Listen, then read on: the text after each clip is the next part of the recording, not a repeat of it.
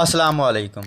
مورخین اور محدثین کا بیان ہے کہ ملکان جو کہ ایک بہت بڑا بادشاہ تھا، اس کی خضر علیہ السلام کے علاوہ اور کوئی اولاد نہیں تھی۔ آپ علیہ السلام ملکان کے اکلوتے بیٹے تھے، اس لیے اسے ایک دن خیال آیا اپنے بیٹے کی شادی کر دینی چاہیے تاکہ سلسلہ نسل جاری رہے۔ حضرت خضر علیہ السلام عبادت میں سارا دن اور ساری رات گزار دیتے تھے، اس لیے انہیں عورتوں میں رغبت نہ تھی اور آپ علیہ السلام شادی نہیں کرنا چاہتے تھے، مگر آپ علیہ السلام کے باپ نے خضر علیہ السلام کو مجبور کر کے خضر علیہ السلام کی شادی ایک نہایت حسین اور جمیل باکرہ لڑکی سے کرا دی۔ شادی کی پہلی رات خضر علیہ السلام نے لڑکی کی طرف توجہ نہ دی اور خدا کی عبادت میں مشغول رہے، اور جب صبح ہونے لگی تو حضرت خضر علیہ السلام نے لڑکی سے کہا، دیکھو میری بات غور سے سنو، صبح کو لوگ تم سے رات کے واقعات پوچھیں گے، میں تم سے گزارش کرتا ہوں میرا راز افشا نہ کرنا اور کہہ دینا کہ سب معاملات ٹھیک ہیں۔ لڑکی نے حضرت خضر علیہ السلام سے وعدہ کر لیا اور صبح کو وہی کہا جو حضرت خضر علیہ السلام نے اسے سکھایا تھا، مگر لوگوں کو پھر بھی شک ہو گیا اور انہوں نے حضرت خضر علیہ السلام کے والد سے اس شک کو ظاہر کیا۔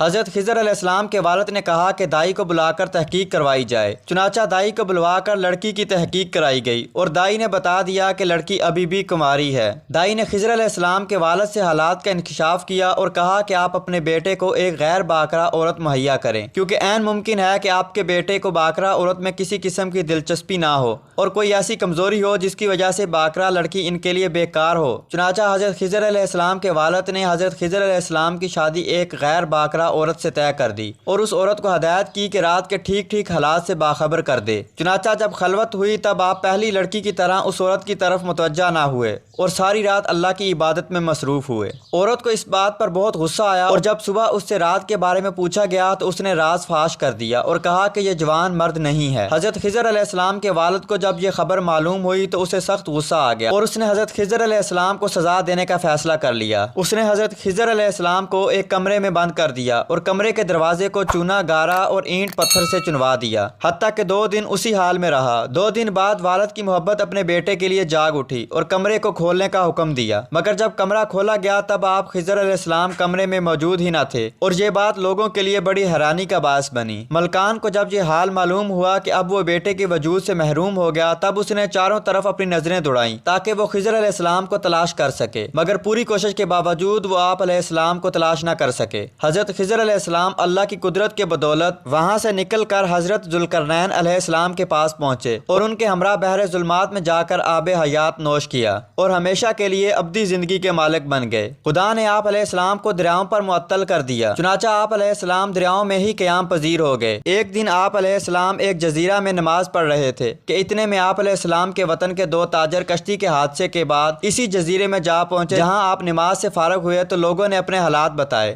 جب انہوں نے غور سے دیکھا تو آپ علیہ السلام کو پہچان لیا۔ باہمی تعارف کے بعد ان لوگوں نے اپنی مشکل بیان کی۔ حضرت خضر علیہ السلام نے فرمایا، ایک شرط پہ میں تمہاری مدد کر سکتا ہوں، وہ یہ کہ اپنے وطن جا کر تم میرا ذکر کسی کے سامنے نہ کرو گے۔ ان لوگوں نے وعدہ کیا کہ آپ علیہ السلام کا ذکر کسی کے سامنے نہ کریں گے۔ حضرت خضر علیہ السلام نے ابر کے ایک لاقہ کو حکم دیا کہ انہیں ملک پہنچا دے۔ ابر ان کو لے اڑا اور وہ اپنے ملک جا پہنچے۔ اپنے گھر پہنچنے کے بعد ایک آدمی تو وعدے پر قائم رہا، مگر دوسرے نے یہ راز فاش ہی نہیں کیا بلکہ آپ علیہ السلام کے والد ملکان کے پاس جا پہنچا اور اس کو آپ سے ملاقات کا سارا واقعہ بیان کر دیا۔ اس نے یہ بھی کہا کہ میرے ساتھ ایک اور تاجر بھی تھا۔ بادشاہ ملکان نے اسے اپنے پاس حاضر ہونے کا حکم دیا۔ جب ملکان نے اس سے پوچھا تو وہ وعدے کی پابندی کرتے ہوئے بولا کہ یہ شخص جھوٹ بول رہا ہے، میں تو اس کو جانتا بھی نہیں۔ اس نے کہا، اے بادشاہ سلامت، اس آدمی کو قید کر لیجئے اور میرے ساتھ اپنے ساتھی اس جزیرے پہ بھیج دیجئے، ساری حقیقت سامنے آ جائے گی۔ چنانچہ بادشاہ نے اس تاجر کے ساتھ اپنے آدمی جزیرے کی طرف بھیج دیے، مگر جب وہاں پہنچے تو ادھر کسی کو بھی نہیں پایا اور واپس آ کر بادشاہ کو سارا واقعہ بیان کر دیا۔ چنانچہ بادشاہ نے پہلے قیدی کو چھوڑ دیا اور دوسرے کو قید کر لیا۔ اتفاقاً اس شہر میں کوئی بڑی تباہی آ گئی کیونکہ وہاں کے لوگ بہت سخت گناہ گار تھے۔ اس تباہی میں تقریباً سب ہی برباد ہو گئے، لیکن صرف 2 ہی انسان بچ گئے، ایک وہ عورت اور دوسرا وہ تاجر جنہوں نے حضرت خضر علیہ السلام کا راز فاش نہیں کیا تھا، اور دونوں کی آپس میں ملاقات ہوئی اور ایک دوسرے سے اپنے بچنے کا سبب حضرت خضر علیہ السلام کے راز کو یقین کر لیا تو دونوں مسلمان ہو گئے اور دونوں نے آپس میں نکاح کر لیا اور اس ملک سے ہجرت کر کے دوسرے ملک روانہ ہو گئے۔ دوستو اگر ویڈیو پسند آیا تو اسے لائک کیجیے اور چینل کو سبسکرائب کیجیے اور بیل آئیکن دبا کر آل نوٹیفیکیشن آن کر لیجیے۔